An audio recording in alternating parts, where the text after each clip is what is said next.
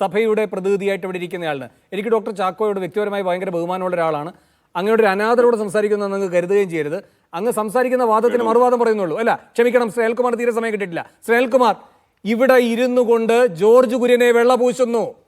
ഇവിടെ ഇരുന്നുകൊണ്ട് കമ എന്ന അക്ഷരം പറയാത്ത സുരേഷ് ഗോപിയെ വെള്ളപൂശുന്നു. ഇവർക്ക് കിട്ടിയതൊന്നും മതിയായില്ലേ ശ്രേൽകുമാർ? അല്ല, ഇത് കേരളീയ സമൂഹത്തെ ബാധിക്കുന്ന ഒരു പ്രാദേശിക പ്രശ്നമാണ്. ഇത്തരത്തിലുള്ള രണ്ട് മലയാളികളായതുകൊണ്ടാണോ ഈ കന്യാസ്ത്രീകൾ ജയിലിൽ കിടക്കുന്നത്? രണ്ട് കന്യാസ്ത്രീകൾ മലയാളികളായതുകൊണ്ട് ജയിലിൽ കിടക്കുകയാണോ? ഇത് കേരളീയ സമൂഹത്തെ ബാധിക്കുന്ന കാര്യമാണോ? കേരളീയ സമൂഹത്തിൻ്റെ ഉത്കണ്ഠ നരേന്ദ്രമോദിയെയും അതുപോലെ അമിത്ഷായെ അറിയിച്ചു എന്ന് ബഹുമാനപ്പെട്ട NK പ്രേമേന്ദ്രൻ പറഞ്ഞു. യഥാർത്ഥത്തിൽ ഇന്ത്യൻ മതനിരപേക്ഷതയുടെ പ്രശ്നമല്ലേ ഇത്?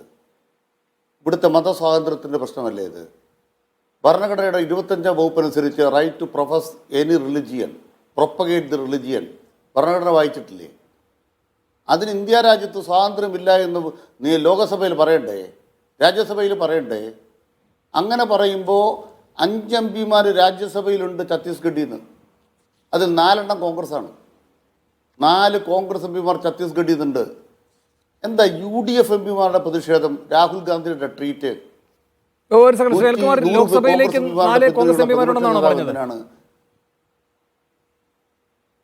അല്ലല്ല, രാജ്യസഭയിൽ ശരി ശരി രാജ്യസഭയിൽ 4 കോൺഗ്രസ് MP രാജീവ് ശർമ്മ, രഞ്ജിത്ത് രഞ്ജൻ, ഫുലോദേവി നേതം, KTS തുളസി, 4 പേർ ഛത്തീസ്ഗഡിൽ നിന്നും കോൺഗ്രസിന് രാജ്യസഭയിലുണ്ട്. കേരളത്തിന്റെ പ്രശ്നമാണോ ഇത്? രാഹുൽ ഗാന്ധി എന്താണ് ഈ 100 MP അങ്ങോട്ട് ഇറങ്ങിയിരിക്കാത്തത്? ഇത് കേരള സമൂഹത്തിന്റെ പ്രശ്നമാണോ? കേരളത്തിലെ ക്രൈസ്തവരുടെ വോട്ട് UDFന് വേണം. അതുകൊണ്ട് 2 കന്യാസ്ത്രീകൾ ജയിലിൽ കിടക്കുമ്പോൾ ഞങ്ങൾ ഇവിടെ എന്തോ കാണിച്ചു എന്ന് UDFന് പറ്റിക്കണം.